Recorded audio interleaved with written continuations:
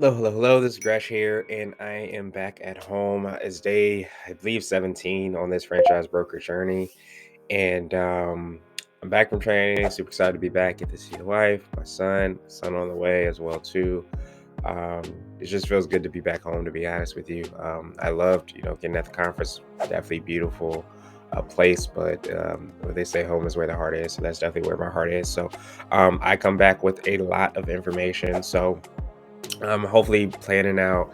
May not get a chance today or tomorrow to be able to kind of decompress, but I hope to do that on Saturday. One of the things that I did is I took all my notes that I compiled and I put them into a little bit more of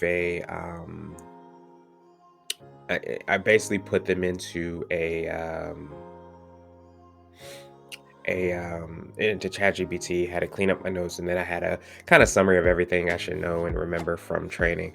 So I hope to kind of do that a little bit more of a decompress of like all the things because there's so many different brands that we met. There's so much tips, but some of the things that I really that made me feel a lot more confident. I think going into this is like I spoke with Amanda Vargas, who's one of the trainers, one of the $1 million brokers for issues with FBA. She basically said that it really comes down to you just kind of working those things and doing the things that you need to be successful. And one of the consistent things I heard from the two top brokers who are on the same brokerage, one, that they really do the same process that we all learned, which I thought was really empowering to know because I think so many times you're like, there's some secrets, there's some trade secrets. And of course, there are things that people will test out and people will do that you start to hear in these side conversations a little bit more.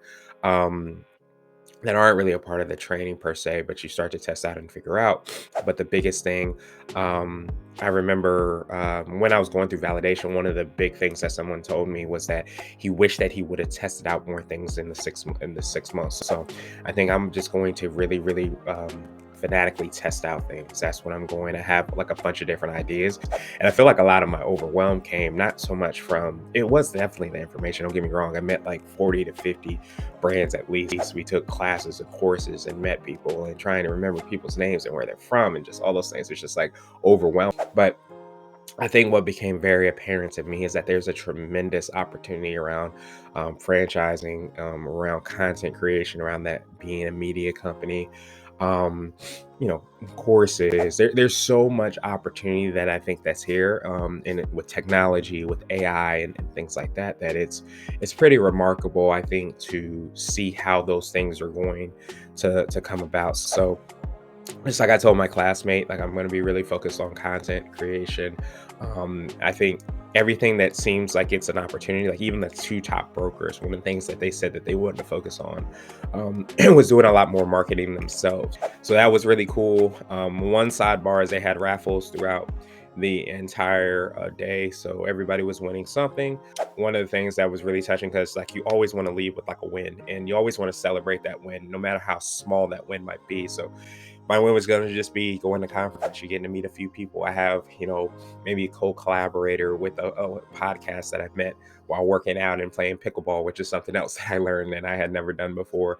So you get to do all these different experiences, but even just getting a chance to win the raffle and from Authority Brands. And they also mentioned that I had impressed some of the people on the team. So, and even, some people had say, hey, you've impressed some people.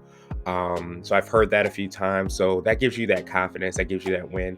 My old self is be really hard on myself. And don't get me wrong, I'm still hard on myself. I would just say, hey, but I haven't sold anything, I haven't done anything.